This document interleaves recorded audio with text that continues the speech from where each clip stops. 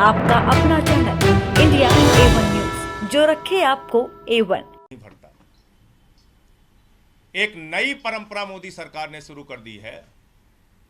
जो सरकार के खिलाफ बोले उसकी सदस्यता खत्म करो, उसको निलंबित करो, उसको बाहर करो, उस पे FIR करो।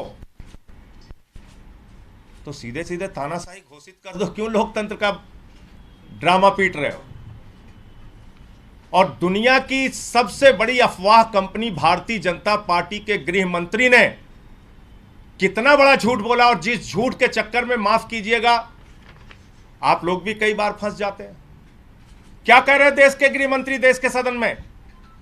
फर्जीवाड़ा हो गया, सिग्नेचर गलत हो गया, सिग्नेचर कहां से आया, सिग्नेचर किसने कराया। अरे भैया, देश के तुम दूसरे नंबर के मंत्री हो, इतना सामान्य ज्ञान तो सदन की कार्रवाई के बारे में रखो। सेलेक्ट कमेटी में किसी भी सदस्य के द्वारा किसी भी सदस्य का नाम प्रस्तावित किया जा सकता है, उसके किसी सिग्नेचर की जरूरत नहीं होती। कहां से कानून लेके आए गृह मंत्री जी आप? आपका मकसद है राहुल गांधी की तरह राघव चड्ढा की सदस्यता को खत्म करना। एकमात्र मकसद है। जैसे राहुल गांधी की सदस्यता आपने खत्म करी, ऐसे राघव चड्ढा की सदस्यता आप खत्म करना चाहते हैं। लेकिन हम लोग अरविंद केजरीवाल के सिपाही हैं, हम लोग आम आदमी पार्टी के सिपाही हैं। हर हाल में तुमसे लड़ना जानते हैं, जीतना जानते हैं, और हम लड़ेंगे। और किसी तरीके से अगर आपने हथकंडे अपनाकर राघव चड्ढा की सदस्यता खत्म की तो दोबारा चुन के आ जाएंगे। तो इसलिए झूठ और अफवाह मत फैलाइए। कोई भी सदस्य किसी का भी नाम प्रस्तावित कर सकता है। बाकी और विस्तार से नियमों के बारे में राघव चड्ढा जी आपके सामने जानकारी देंगे।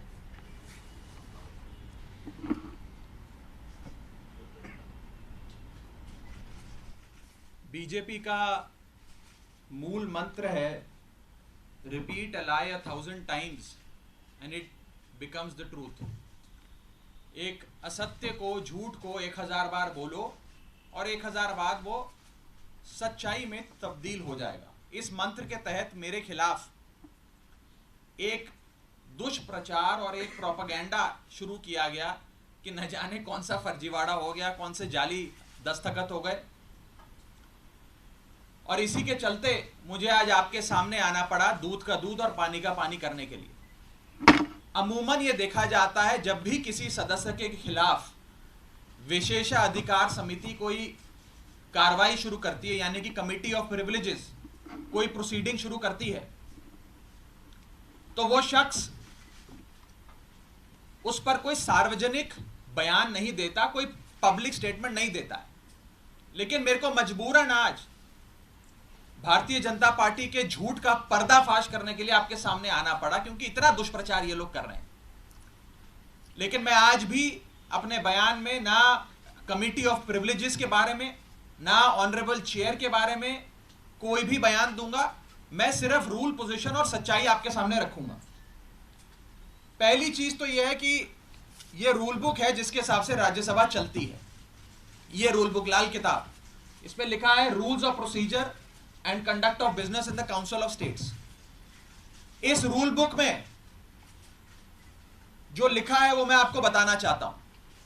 यह रूल बुक कहती है कि किसी भी समिति के, सिलेक्ट कमिटी के गठन के लिए आप नाम प्रस्तावित करते हैं, कोई भी सांसद नाम प्रस्तावित कर सकता है, और जिस मेंबर का नाम प्रपोज किया जाता है, प्रस्तावित किया जाता है, उस मेंबर का ना साइन चाहिए, ना उस मेंबर का सिग्नेचर चाहिए, ना उस मेंबर का रिटन कंसेंट चाहिए। यानी कि इस रूल की किताब में कहीं नहीं लिखा कि सिलेक्ट कमिटी में किसी भी शख्स का, मेंबर का नाम देने के लिए आपको उस प्रस्तावित, प्रपोज्ड मेंबर की रिटन कंसेंट या सिग्नेचर चाहिए। लेकिन एक झूठा प्रचार फैलाया गया कि फर्जीवाड़ा हो गया साइन का। मैं आपको आगे बताना चाहता हूं कि जब भी सिलेक्ट कमिटी के गठन के लिए नाम प्रस्तावित किए जाते हैं तो ना सिग्नेचर लिए जाते हैं, ना सिग्नेचर जमा किए जाते हैं, ना सिग्नेचर की जरूरत होती है। No signatures are required, no signatures are taken and no signatures are submitted. तो जब किसी का हस्ताक्षर लिया ही नहीं, जब कोई हस्ताक्षर जमा किया ही नहीं, तो ये फर्जी साइन का जो एक अफवाह फैलाई जा रही है, ये सरासर गलत, झूठ और बेबुनियाद है। और ये मैं कानून की पोजीशन के हिसाब से बता रहा हूं। और मैं आज इस मंच से बीजेपी के नेताओं को चुनौती देता हूं कि वो कागज लेकर आए मेरे सामने, show me that piece of paper जिसपे ये दस्तखत है। जब कोई दस्तखत है ही नहीं, जब सिग्नेचर होता ही नहीं, तो फर्जी सिग्नेचर की बात कहां से आ गई? मैं चुनौती देता हूं आज बीजेपी को, आप तो इतनी बड़ी पार्टी है, इतनी शक्तिशाली, इतनी ताकतवर सरकार है आपकी, वो कागज दिखाओ मुझे जहां पर हस्ताक्षर है। चुनौती देता हूं मैं आपको। अगर आप कह रहे हैं मैंने कोई कागज जमा किया है जिसमें गलत तरीके से किसी के साइन किए गए हैं, तो वो कागज लेकर आओ, मैं आपको चुनौती देता हूं आज। साथियों, मैं आपको आगे बताना चाहूंगा कि बीजेपी के अज्ञान का, उनके इग्नोरेंस का तो मेरे पास कोई इलाज नहीं है, लेकिन प्रोसेस ये होता है कि जब भी कोई विवादित कंट्रोवर्शियल बिल सदन के भीतर आता है, तो एक समिति गठन की एक प्रक्रिया बताई गई है कि अगर कोई मेंबर चाहे कि इस बिल पर मतदान ना हो, इस बिल पर और चर्चा हो और इस बिल में क्या चेंजेस किए जाएं वो बताए जाएं, उसके लिए एक समिति का गठन किया जाता है। उस समिति में कुछ नाम प्रस्तावित किए जाते हैं और जिस शख्स को उस समिति में नहीं रहना, वो अपना नाम विड्रॉ कर लेता है। ये प्रपोजल है, ये प्रस्ताव है, किसी को जर जबरदस्ती नहीं बिठा दिया। मैं आपको एक बहुत सरल एग्जाम्पल के माध्यम से ये समझाना चाहूंगा और आप सब वो मेरी बात समझ जाएं। मान लीजिए कि मेरा जन्मदिन है, मैं अपनी जन्मदिन की दावत देता हूं, एक बर्थडे पार्टी आयोजित करता हूं। अपनी बर्थडे पार्टी में मैं 10 लोगों को न्योता देता हूं आने के लिए। 10 में से 8 लोग मेरा न्योता स्वीकार लेते हैं, आ जाते हैं। 2 लोग मेरा न्योता नहीं स्वीकारते, उल्टा मुझे कहते हैं तुम्हारी हिम्मत कैसे हुई हमें न्योता देने की, तुम्हारी हिम्मत कैसे हो गई, मजाल कैसे होगी कि तुमने हमें अपने जन्मदिन का न्योता दे दिया। ये वही बात है, मैंने तो समिति में शामिल करने के लिए न्योता दिया, कोई हस्ताक्षर थोड़ी दिया। लेकिन वो 2 लोग मुझसे खफा हो गए। मैं आपको दूसरे तरीके से समझाने का प्रयास करता हूं। आज इस प्रेस कॉन्फ्रेंस में इतने सारे पत्रकार आए हैं, मैंने अपनी पार्टी को 10 पत्रकारों का नाम प्रस्तावित किया कि इन 10 पत्रकारों को आप आज की प्रेस कॉन्फ्रेंस में बुला लीजिएगा, मैं मीडिया से संवाद करना चाहता हूं। 10 में से 8 पत्रकार आ गए, 2 पत्रकार नहीं आए, और जो 2 पत्रकार नहीं आए वो कहते हैं इनकी हिम्मत कैसे हुई हमें न्योता देने का प्रेस कॉन्फ्रेंस का। 2 पत्रकार नाराज हो गए। ये साफ तौर पे इस समस्या का एक सरल सा एग्जाम्पल है।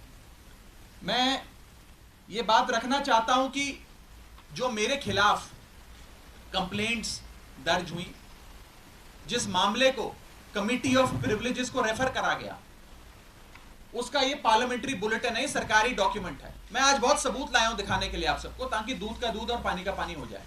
ये पार्लियामेंट्री बुलेटिन है जिसके तहत मेरे खिलाफ जो कंप्लेंट्स आई उसे विशेषाधिकार समिति को विचार के लिए भेजा गया। इस पूरी पार्लियामेंट्री बुलेटिन में कहीं भी फर्जीवाड़ा, फोर्जरी, फोर्ज्ड साइन, सिग्नेचर, हस्ताक्षर, किसी भी शब्द का प्रयोग नहीं किया गया। सिर्फ इतना बोला गया कि इसकी जांच करके बताइए। अगर कोई फोर्जरी होती, कोई फर्जीवाड़ा होता, सिग्नेचर शब्द का प्रयोग तो कम से कम किया गया होता इस पार्लियामेंट्री बुलेटिन में। यह सरकारी दस्तावेज है राज्यसभा सेक्रेटेरिएट का, इसमें भी कहीं जिक्र नहीं किया गया। इसलिए नहीं किया गया क्योंकि जब साइन है ही नहीं तो साइन आएंगे कहां से। लेकिन भारतीय जनता पार्टी के झूठ का मुकाबला करना आसान नहीं है, इसलिए आज आपके सामने आकर यह बात रखनी पड़ी। और जहां तक विशेषाधिकार समिति का प्रोसीडिंग्स का मामला है, प्रिविलेज कमेटी का मामला है, इस देश के कई बड़े नेताओं के खिलाफ कमिटी ऑफ प्रिविलेजेस ने प्रोसीडिंग्स शुरू करी, कार्रवाइयां करी, जिसमें स्वर्गीय अटल बिहारी वाजपेयी जी हैं, जिसमें स्वर्गीय इंदिरा गांधी जी का नाम आता है, मनमोहन सिंह जी का नाम आता है, मोरारजी देसाई जी का नाम आता है, सुषमा स्वराज जी का नाम आता है, अरुण जेटली जी का नाम आता है। उस श्रेणी के अंदर अगर हमें भी शामिल किया गया तो कोई बात नहीं है, मजबूती से अपना जवाब विशेषाधिकार समिति के सामने, कमेटी ऑफ प्रिविलेजेस के सामने देंगे। मैं शहीद आजम भगत सिंह की धरती से आता हूं और पूरी न्याय की लड़ाई लड़ूंगा और मेरा विश्वास है कि कमेटी ऑफ प्रिविलेजेस अंत में दूध का दूध और पानी का पानी कर न्याय अवश्य करेगी। यह बात थी कि क्या हुआ। अब मैं आपको संक्षेप में यह बताना चाहता हूं, यह हुआ क्यों, यह विवाद कहां से खड़ा हुआ, ये क्यों इतनी अफवाह फैली। ये इसलिए फैली क्योंकि सोमवार दोपहर को सदन के अंदर आम आदमी पार्टी की ओर से मैंने पूरी मजबूती से दिल्ली के अध्यादेश पर अपना वक्तव्य दिया और उसके ठीक 6 घंटे बाद मेरे खिलाफ बीजेपी ने यह आरोप लगाने शुरू कर दिए। इनको दिक्कत यह नहीं है कि मैंने नाम प्रस्तावित करे, इनको प्रॉब्लम यह नहीं है कि मैंने किसी कमेटी के गठन के लिए कुछ एमपीज के नाम दे दिए। इन्हें दिक्कत यह है कि एक 34 साल के युवा ने हमें खड़े होकर ललकारा कैसे, एक युवा ने हमसे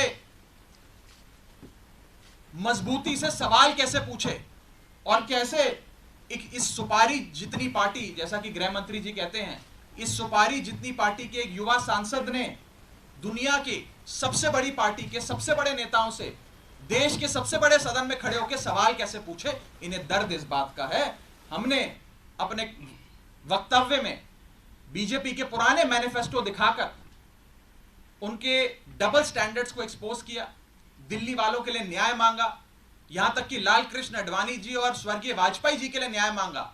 यह दर्द शायद बीजेपी को सता रहा है, जिसके चलते आज वो मेरे खिलाफ कंप्लेंट्स कर रहे हैं। ये लोग मेरे पीछे पड़ गए, बीजेपी पूरी तरीके से मेरे पीछे है। मैं आपको बताना चाहूंगा कि इस हफ्ते के ये दूसरा नोटिस कमेटी ऑफ प्रिविलेजेस का मुझे आया है। It is the second time कि मुझे किसी विषय में कमेटी ऑफ प्रिविलेजेस ने नोटिस दिया हो एक ही हफ्ते में। शायद ही इतिहास में कभी आज से पहले ऐसा हुआ हो। और मैं ये बताना चाहता हूं कि आज के समय हर संभव प्रयास किया जा रहा है कि विपक्ष की आवाज को दबाया जाए। जैसे राहुल गांधी जी की मेंबरशिप छीन ली, हमारे 2 सांसद संजय सिंह जी, सुशील कुमार रिंकू जी, दोनों को सस्पेंड कर दिया, लीडर ऑफ ऑपोजिशन का माइक ऑफ किया जाता है। अगर कोई विपक्ष का साथी खड़े होकर अपनी बात रखता है तो सदन के अंदर खड़े मंत्री उन्हें धमकी देते हैं कि तुम्हारे घर इन्फोर्समेंट डायरेक्टरेट आ जाएगी, सीबीआई आ जाएगी, बैठ जाओ चुप करके। इस प्रकार से एक अघोषित आपातकाल लगाने का प्रयास बीजेपी इस देश में कर रही है और उनका यही मकसद होगा शायद कि मेरी आवाज को भी दबाया जाए। लेकिन मैं कहना चाहता हूं कि ये युवा आवाज है, अरविंद केजरीवाल की एक सिपाही की आवाज है, ये आवाज दबने वाली नहीं है। आप कार्रवाइयां मेरे खिलाफ जितनी मर्जी करिए, आरोप जितने मर्जी लगाइए, लेकिन ये आवाज ना दबेगी ना बंद होगी। और अंत में मैं हाथ जोड़कर बस इतनी विनती करना चाहूंगा आप सब मीडिया के साथियों से कि ये जो आप लगातार पिछले 3 दिन से बीजेपी के झांसे में आकर ये चला रहे हैं कि कोई फर्जीवाड़ा हो गया, फोर्ज सिग्नेचर हैं, मेरा आपसे हाथ जोड़कर निवेदन है कि इस प्रकार की झूठी खबरें ना चलाएं। मैं आपसे कहना चाहूंगा कि आप सच दिखाएं। आप लोग इस लोकतंत्र के चौथे स्तंभ हैं, कृपया कर बीजेपी के प्रोपेगेंडा में ना फंसें। एक छोटे सेक्शन ऑफ मीडिया ने जरूर एक प्रोपेगेंडा चलाने का प्रयास किया और मुझे मजबूरन उनके खिलाफ कानूनी कार्रवाई करनी पड़ेगी, क्योंकि ना रिकॉर्ड्स में, ना कंप्लेंट्स में, ना पार्लियामेंट्री बुलेटिन में कहीं भी फोर्जरी शब्द का प्रयोग किया गया है। और अंत में मैं इतना ही कहूंगा कि जिन जिन सांसदों ने मेरे खिलाफ फोर्जरी के आरोप लगाए, सदन के बाहर मैंने देखा कई सारे बीजेपी के लोकसभा के सांसदों ने बयान दिए हैं। राज्यसभा के तो शायद किसी सांसद ने नहीं दिए, लेकिन लोकसभा के कुछ सांसदों ने मेरे खिलाफ ये बयान दिए हैं।